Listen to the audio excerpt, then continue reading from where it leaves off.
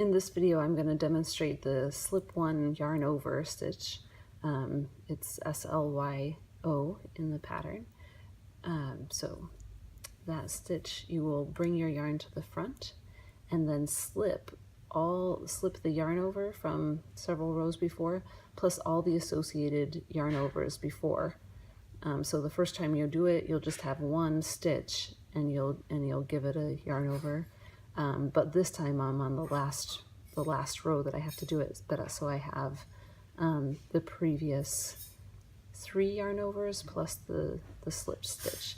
So you just slip all of those together and then yarn over, and that makes the yarn over straddle that slipped stitch. So all these yarn overs are associated with that slip stitch, and then you just knit.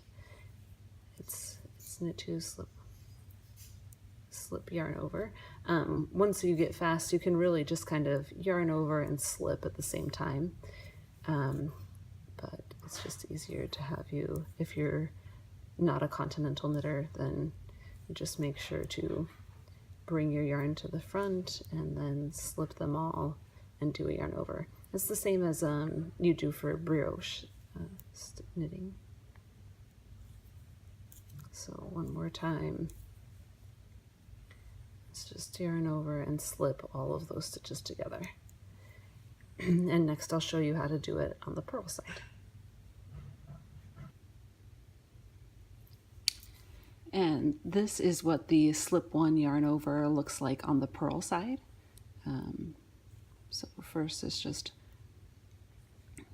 a purl 2, and then with your yarn will already be in front, and you slip the previous slip stitch plus the 2 yarn overs that you did on the previous rows, or however many there are.